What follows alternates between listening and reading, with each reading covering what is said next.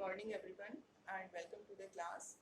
We are doing the revision of our chapter Constitution, Why and How, and under this chapter we have discussed about all the things like the functions of the constitution, then what are the factors which makes a constitution effective, and then we have also discussed about the constituent assembly of our country, and the most important thing is what are the factors which make our constitution effective, or from where the Indian constitution gets its authority. And in this regard, we have discussed about so many things like the composition of the constituent assembly is such that it gives authority through the constitution. Then we have also discussed that the theory of deliberation was adopted in the constitution. That was also important for the effectiveness of the constitution. And then we have also discussed about the procedure of the constitution making.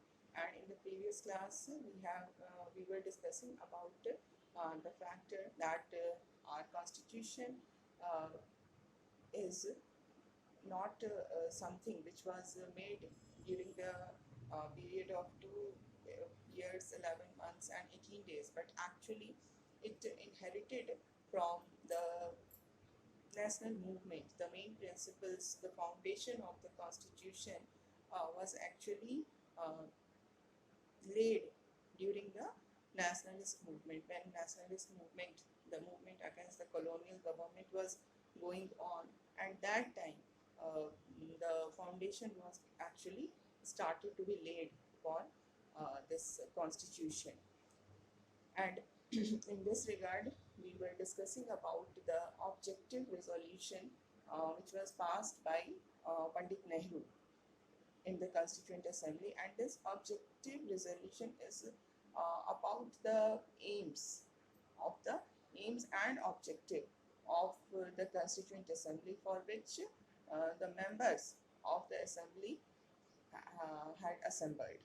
Nehru ने ये कहा कि ये हमारे objective हैं, these are our objectives for which we have been assembled, and the constitution which is going to be made by this constituent assembly must be made according to this objective resolution, क्योंकि यही तो उनके aim है जिसके लिए कि वो assemble हुए हैं. And in this regard we have discussed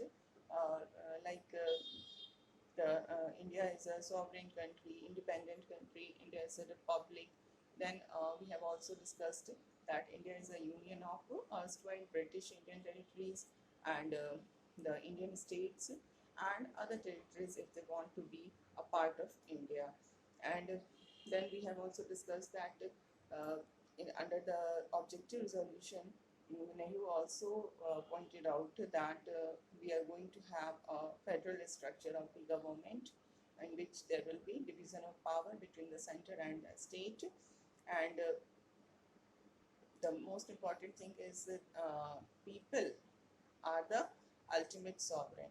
All the power and authority of sovereign India will flow from the people. People are the ultimate source of sovereignty because we have adopted democratic government.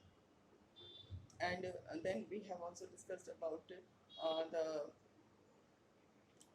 rights and freedom which was set as the aim of the Constituent Assembly by the objective resolution which was passed by Nehru. In this, Nehru discussed about so many freedom and rights like freedom of speech, then freedom of expression, belief, faith, worship. All these are the most important aims. They must be given to the people of the country. Then only we can think of a democratic government. And then we have also discussed that under this objective resolution, Nehru also emphasized that the minorities and the backward and other depressed classes they must be provided adequate safeguards so that whatever atrocities was done towards these caste and classes in the previous period, that should be undone. उसको undo करना है जो कुछ भी उनके साथ गलत हुआ है, and for that purpose if we want to undo the oppression which was done against these groups, they need to be, their interests need to be safeguarded. So it was also one of the most important aim of the Constituent Assembly to make such a constitution in which the minorities or the depressed class or backward class, they must be given safeguards. And then the last 2 points are left regarding this objective resolution, in which Nehru said that the territorial integrity of the country is very much important. Whatever India's right over its sovereign rights over land, sea and air, that shall be maintained according to justice and law of civilized nation. जो भी international law के rules हैं उसके accordingly India जो है वो अपने sovereign rights को एक्सरसाइज करेगा over land, sea and air. And moreover, in this objective resolution there was also provision for international peace and security, and we find this provision of international peace and security in the directive principles of state policy. जब constitution बनकर तैयार हुआ उसके part 4 जो है that deals with the directive principles of state policy, और इसमें हम ये देखते हैं कि इस बात को कहा गया है कि India will contribute towards the promotion of world peace, and thus it will contribute towards the welfare of mankind. So all these are the objective resolution, main points of objective resolution, which was stated by Pandit Nehru. Okay, and this all these points which we have discussed just now about this objective resolution, these points are stating the objective of the Constituent Assembly, and these points are not something which was constituted or which were made during by Nehru only. ऐसा नहीं था कि जो objective resolution में जो भी points हमें दिख रहे हैं, जो कुछ भी हमने डिस्कस किया, वो नेहरू ने बनाया था या कुछ लोगों का ग्रुप था जिन्होंने मिलकर के ये डिसाइड किया था कि क्या हमारा ऑब्जेक्टिव होगा. It was not like that. Actually जो हमारा नेशनल मूवमेंट था, उस नेशनल मूवमेंट के दौरान during the struggle of our freedom, all these principles, all these objectives of Constituent Assembly was decided. National movement के दौरान ही ये सारा कुछ डिसाइड हुआ था कि हम क्या चाहते हैं, what we want from our country. When our country will become independent, in that situation what should be the form of our country, हमारा country कैसा होना चाहिए, उसके अंदर लोगों को राइट्स होनी चाहिए, उसके अंदर people should be the ultimately sovereign power, तो फेडरल स्ट्रक्चर होना, ये सारी चीज़ें जो हैं वो नेशनल मूवमेंट के समय ही एक एक करके धीरे धीरे इवॉल्व हुई थी. एंड देन उसी सारे प्रिंसिपल्स को जो कि नेशनल मूवमेंट में इवॉल्व हुई थी, उसी को हमारे कॉन्स्टिट्यूएंट असेंबली ने एक कॉन्क्रीट शेप दिया, कॉन्स्टिट्यूशन का शेप दिया. So this is one of the most important reason for the effectiveness of the Indian Constitution. And after this point, another important reason or factor which is responsible or which gives authority to the Constitution is institutional arrangement.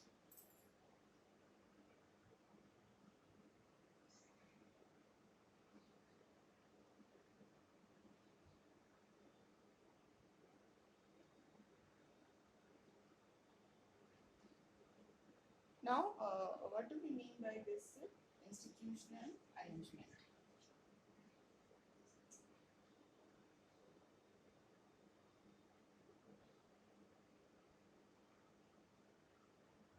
Institutional arrangement means our constitution makers, they were very much aware that the constitution should make such arrangement of power distribution among different institutions of the government, among different organs of the government, that there should not be any kind of misuse by any organ of the government. There must be balanced arrangement.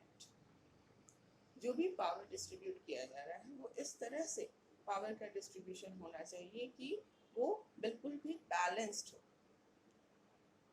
And what was the basic principle? The basic principle was democracy.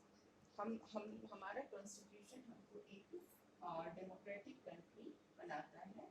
तो the basic principle was democracy. Okay, and other than this democracy, the other important principle was welfare of the people.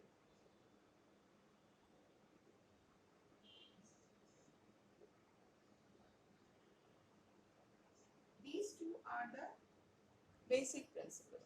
जो भी हुआ वो इन दोनों को ध्यान में रखकर ही किया गया. Everything was done according to these two important principles.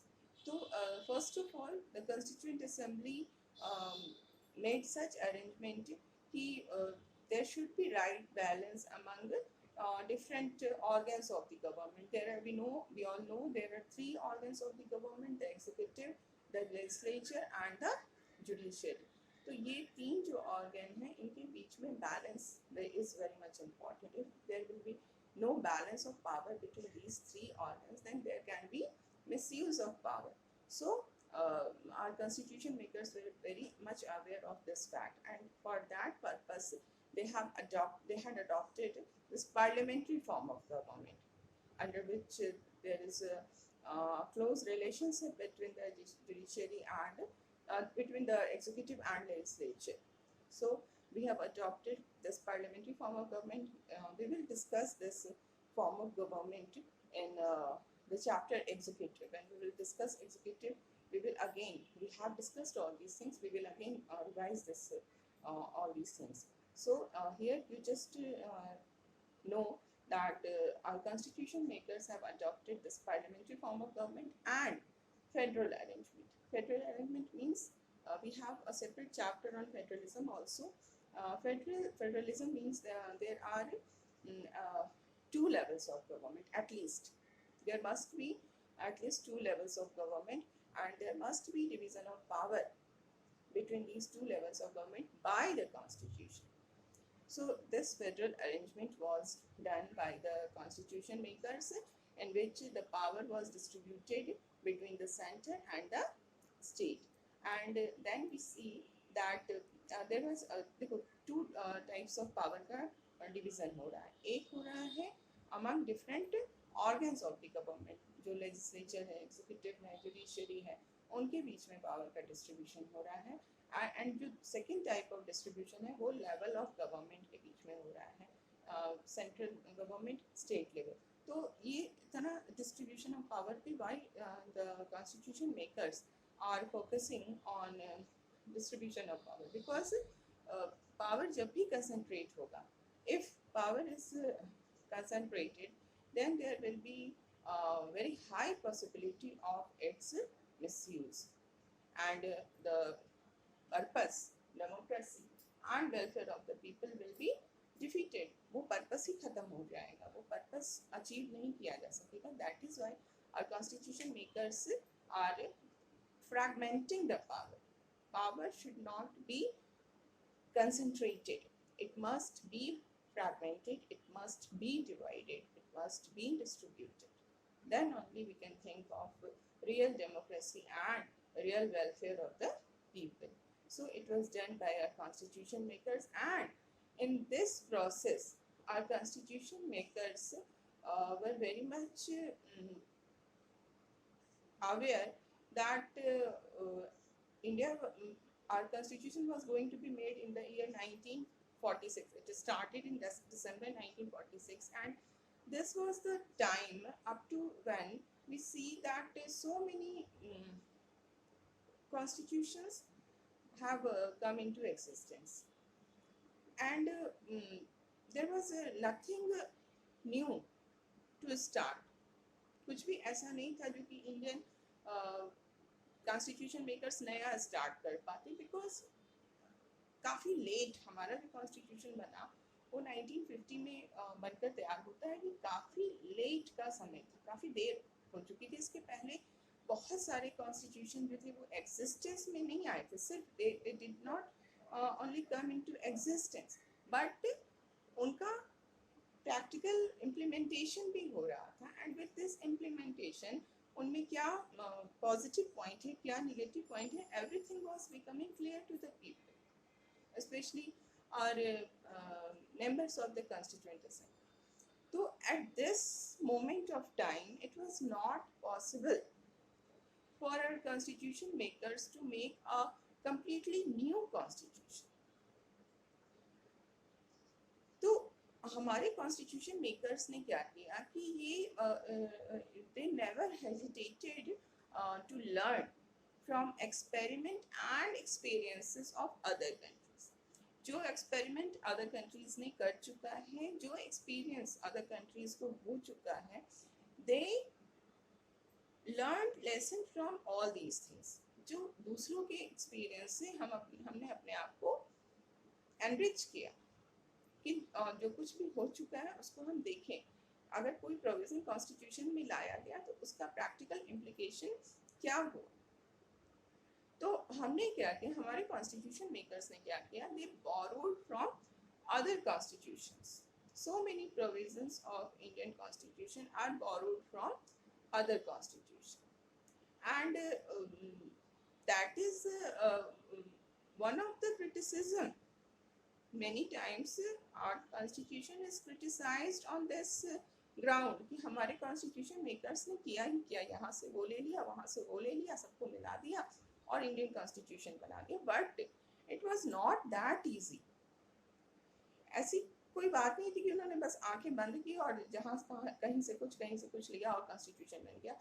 उन्होंने हर प्रोविज़न जो भी उनको अडॉप्ट करना वो चाह रहे हैं, या जिस किसी भी प्रोविज़न पर उन्होंने तो देखा, उसका पूरा उन्होंने स्टडी किया, सर्कमस्टांसेस को देखा कि जहाँ पर वो है अभी ऑपरेशनल इम्प्लीमेंटेड है, वहाँ पर क्या कंडीशन है, वहाँ पर वो सक्सेसफुल है या नहीं, उसकी सर्कमस्टांस क्या है, लोग कैसे हैं, फॉर्म ऑफ गवर्नमेंट क्या है, everything was decide, historical background क्या है, एवरीथिंग वाज डिस्कस्ड। और फिर देखा गया कि अगर हम उसको इंडिया में अडॉप्ट करते हैं तो वो कैसा होगा, उसका क्या कॉन्सिक्वेंस होगा, एंड अकॉर्डिंगली उसमें बहुत सारे चेंजेस लाएंगे ताकि so that it should suit the our country, needs of our country, it should suit the needs of the people. तो we cannot say कि ये इसको बैग ऑफ बोरोइंग कहा जाता है। yes, it is a bag of borrowing, क्योंकि bag of borrowing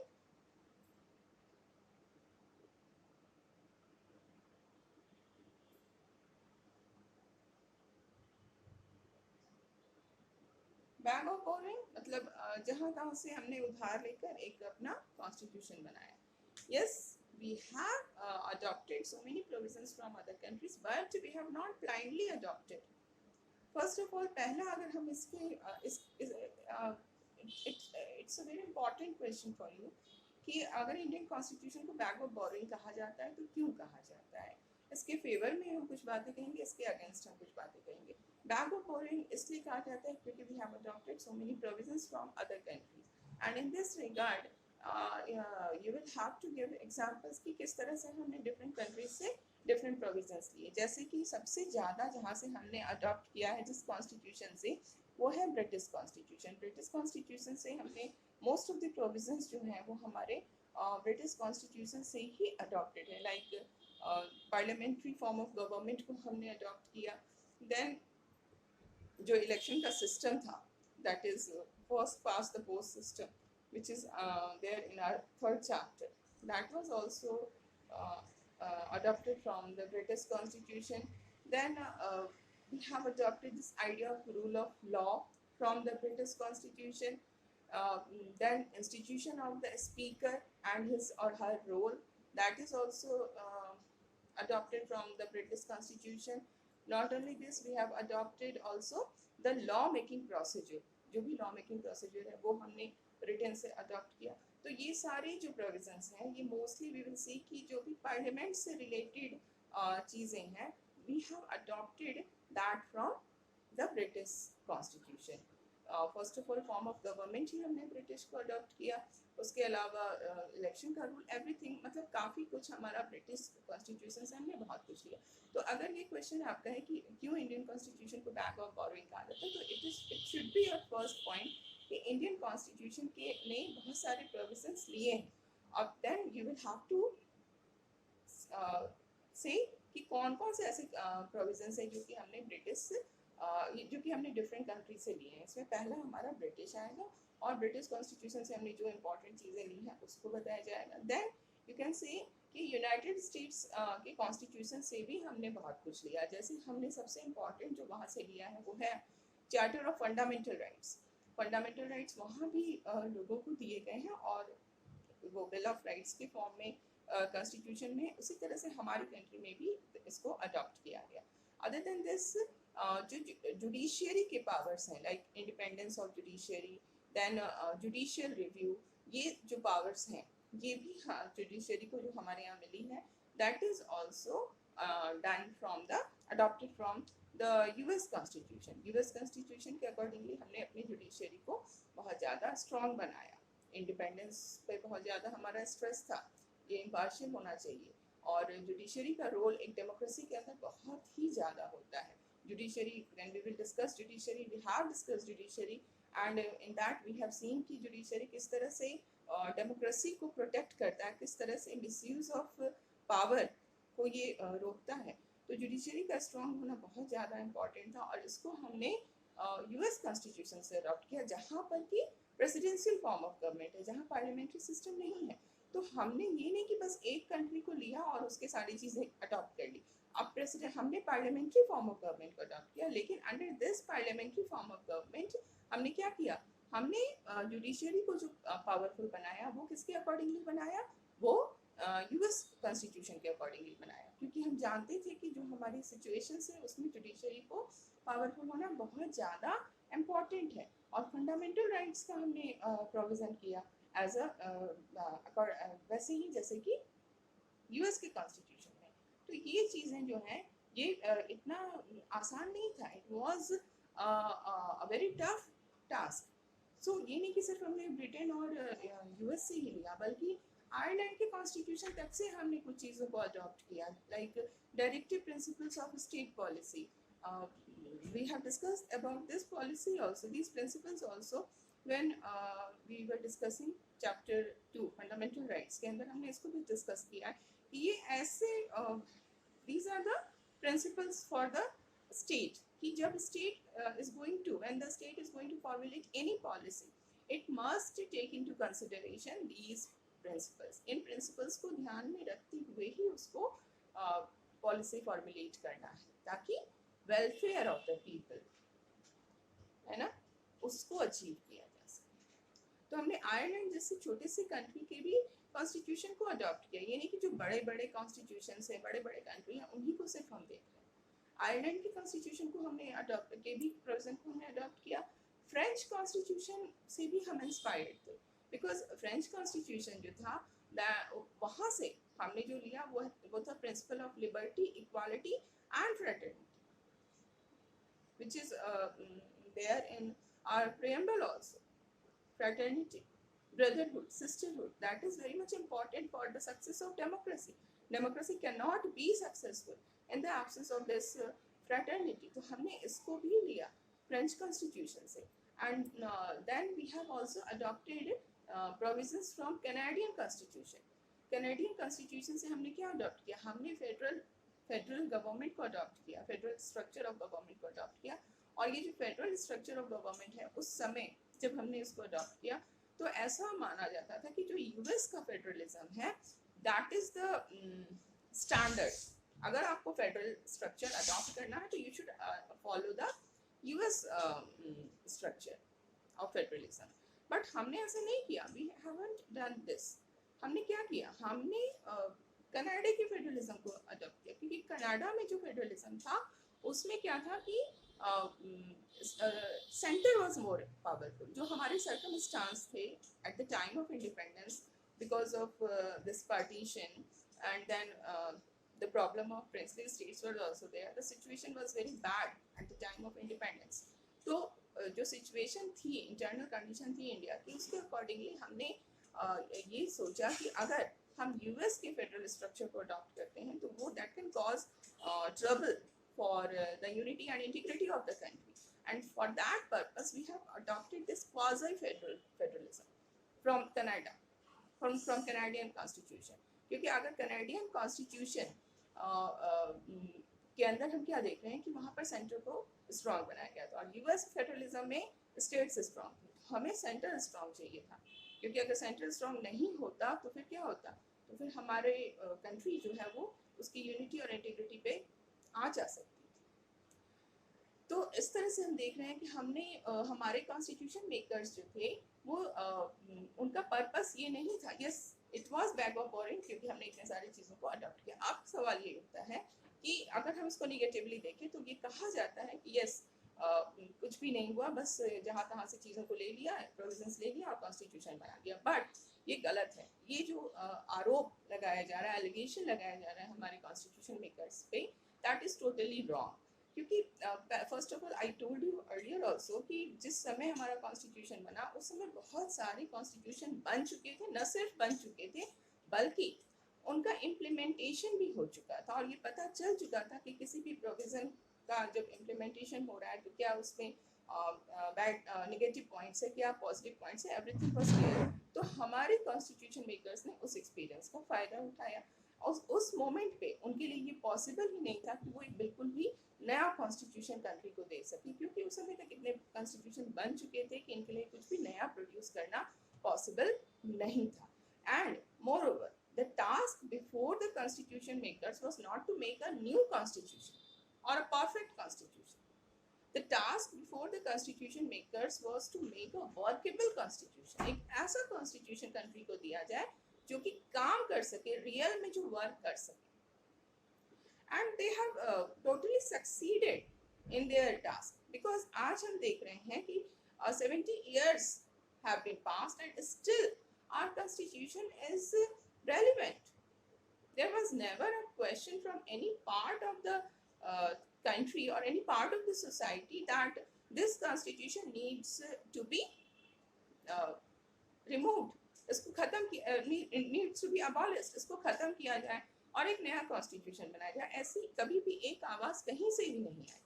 तो ये यही बता रहा है कि हमारा कॉन्स्टिट्यूशन कितना सक्सेसफुल है। तो हमारे कॉन्स्टिट्यूशन मेकर्स को कोई परफेक्ट कॉन्स्टिट्यूशन नहीं बनाना था, बल्कि उन्हें एक वर्केबल कॉन्स्टिट्यूशन बनाना था, इंडिया के सर्कमस्टांसेस, इंडिया की नीड्स, लोगों की नीड्स, इंटरेस्ट सबको ध्यान में रखते हुए डेमोक्रेसी और वेलफेयर ऑफ द पीपल को जो बढ़ा सके, ऐसा कॉन्स्टिट्यूशन बनाना। और उन्होंने अपने काम को पूरी बखूबी निभाया, उन्हें अपने काम को बहुत अच्छे से किया, और ये हमारे कॉन्स्टिट्यूशन को इफेक्टिविटी देता है कि हमने हर जगह की अच्छाइयों को देखा, प्रोविजंस को देखा, चाहे बड़े कंट्री हों या यूएस और यूके जैसे कंट्री के भी कॉन्स्टिट्यूशन को हमने देखा, और आयरलैंड जैसे कंट्री के से भी हमने सीख ली। तो this is very important about our constitution maker. So now we have completed our chapter, and in the next class I will discuss some question answers. I will write down the points which are required to be written down in a particular question. I will give you question, then points will be there. So we will discuss all these things in the next class, and you keep on studying.